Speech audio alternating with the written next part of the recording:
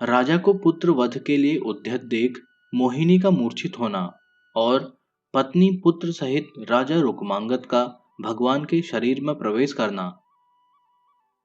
श्री वशिष्ठ जी कहते हैं, पुत्र का यह वचन सुनकर राजा रुक्मांगद ने उस समय संध्यावली के मुख की ओर देखा, जो कमल के समान प्रसन्नता से खिल उठा था।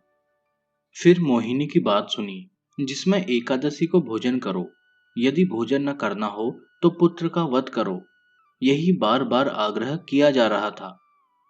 नृपश्रेष्ठ, इसी समय कमलनयन भगवान विष्णु अदृश्य रूप से आकाश में आकर ठहर गए।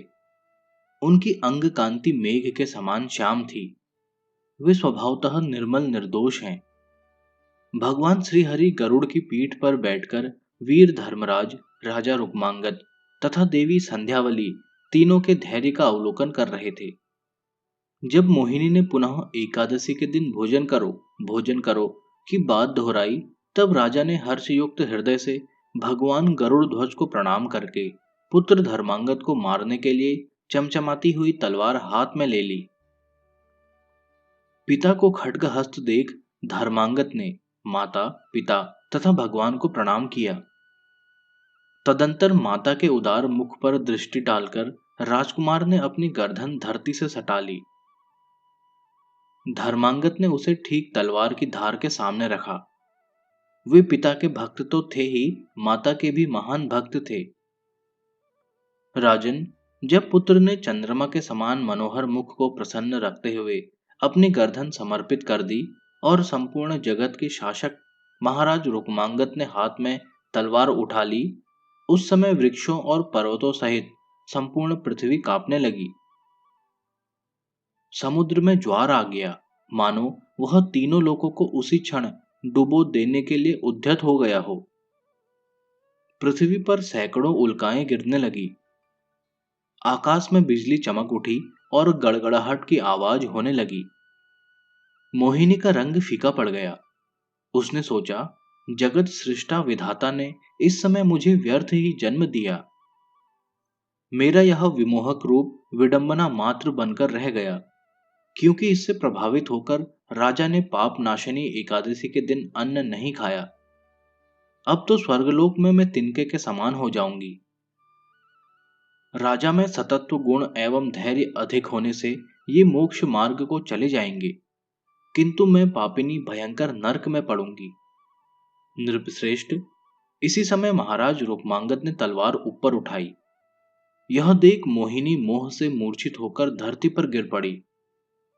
राजा धैर्य और हर्ष से युक्त हो पुत्र का चंद्रमा के समान प्रकाशमान कुंडल मंडित मनोहर मुखयुक्त मस्तक काटना ही चाहते थे कि उसी समय भगवान श्री हरि ने अपने हाथ से उन्हें पकड़ लिया और कहा, राजन, मैं तुम पर बहुत प्रसन्न हूं, बहुत प्रसन्न हूं।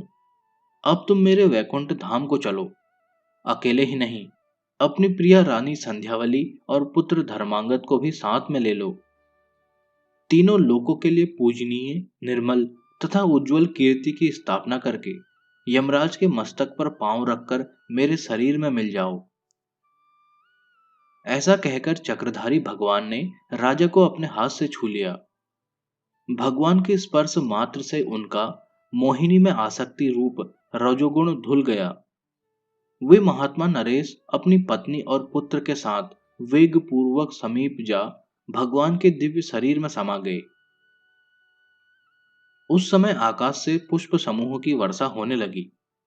हर्ष में भरे हुए सिद्ध तथा देवताओं के लोकपाल दुंदुभी बजाने लगे, जिनकी आवाज सब ओर गूंज उठी। सूर्यपुत्र यमराज ने यह अद्भुत दृश्य अपनी आंखों से देखा।